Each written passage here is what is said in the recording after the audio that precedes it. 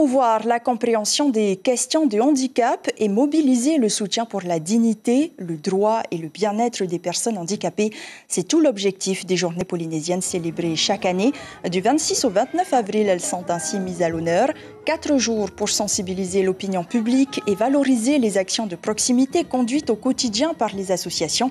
Ces dernières ont partagé leur joie, leur sourire et leur enthousiasme. 2 ans que la célébration n'a pu avoir lieu, la faute au coronavirus. Mais au-delà de l'événement, ce moment permet également de faire un point d'étape sur le schéma directeur du handicap 2021-2026. Il prévoit entre autres l'inclusion socio-professionnelle des travailleurs handicapés. C'est souvent un parcours d'obstacles. Pourtant, des dispositifs spécifiques existent. Keihi, une jeune trentenaire, en profite actuellement. Elle est au CFPA de Pirée pour 6 mois de stage qui pourraient se transformer en emploi. Stéphane Ratino, Nicolas Suire. Sa détermination dépasse l'horizon. Kelly a envie de regarder le futur, de le croquer, de ne pas être otage d'un accident de la circulation. Elle a connu le fauteuil roulant et sa mobilité aujourd'hui en est encore affectée. Depuis 5 semaines, elle travaille au CFPA pour une période de 6 mois. Une joie partagée dans tout le service. Tu sens une jeune fille très motivée? Très motivée, oui. Qui voit loin, qui a déjà une idée de ce qu'elle voudrait faire plus tard dans la vie et qui s'investit beaucoup dans son insertion professionnelle. Et elle est là avec beaucoup de motivation. Elle ne se plaint pas, elle veut avancer. Elle ne se plaint pas, elle en demande toujours plus. Et elle montre vraiment sa motivation. L'emploi pour les personnes handicapées est souvent un parcours du combattant, pas tant par discrimination de la part des employeurs, mais plus par ignorance sur les possibilités et les aménagements. Alors la motivation doit être décuplée pour convaincre de l'opportunité de l'embauche. De nos jours, oui, c'est très compliqué parce que vis-à-vis aussi des chefs d'entreprise, que ce soit des chefs d'entreprise ou des sociétés, c'est plutôt la peur de l'inconnu parce qu'on ne connaît pas vraiment tout ce qu'il y a à connaître sur les modalités pour des travailleurs handicapés. C'est très, très difficile. Soit tu ne l'es pas assez handicapé, soit tu l'es trop. Au CFPA de Pirée, la jeune femme fait l'unanimité pour cause avec sa famille. Elle habite à la presqu'île et chaque jour, sans défaut ni retard, elle apporte un pétillement au quotidien de l'entreprise. Cette force-là, c'est sa signature. On l'a contactée un jeudi soir, je me souviens, à 16h30. Elle a décroché tout de suite et le lendemain, je lui avais donné rendez-vous à 7h30, elle était là à 7h. Donc voilà, donc je pense que le handicap, c'est pas toujours un frein, ça vient surtout de la motivation et de la volonté qu'elle a su nous partager et nous montrer qu'elle avait vraiment envie. Une nouvelle vie va peut-être commencer. La jeune femme donne des vitamines à son quotidien avec la perspective d'un emploi à venir. Et nous faisons le point sur la situation avec notre invité Romain Pinel. Yarana.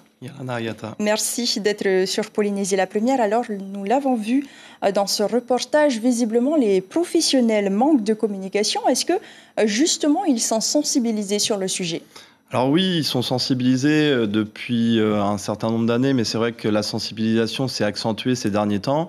Par exemple, nous avons effectué un séminaire avec la DGRH très récemment pour sensibiliser donc tous les responsables des ressources humaines des services du pays. Bien sûr, on effectue aussi des sensibilisations et des formations, par exemple à la langue des signes française, auprès des privés, également auprès des communes. Donc il y a tout un dispositif qui doit se mettre en place pour justement favoriser cette insertion professionnelle des personnes reconnues travailleurs handicapés. Alors est-ce que cette absence de renseignement est la seule raison pour laquelle peu de personnes atteintes de handicap trouvent un emploi aujourd'hui ?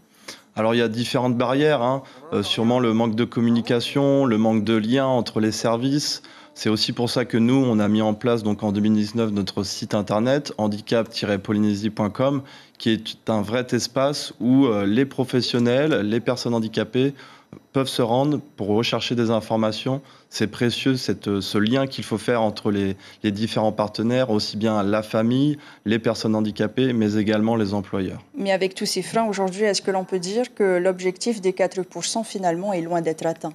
Alors l'objectif des 4%, c'est difficile d'en parler puisque, comme on a pu le voir assez dernièrement avec l'avis rendu par le CESEC dans le cadre de la dérogation de la loi de pays, donc pour maintenir ce taux encore à 2%, il y a un manque de données statistiques actualisées. Donc c'est vrai que c'est difficile de pouvoir se rendre compte combien d'entreprises sont finalement concernées puisque c'est les entreprises de plus de 25 salariés qui doivent embaucher dans le taux de 2%.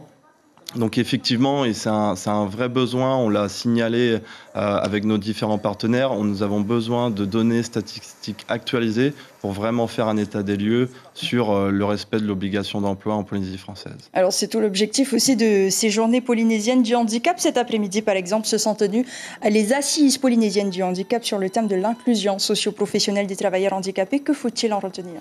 Eh bien déjà, beaucoup de positifs. C'était vraiment intéressant de pouvoir avoir à la même table aussi bien les personnes reconnues travailleurs handicapés, les personnes du milieu associatif et également les employeurs, les partenaires sociaux.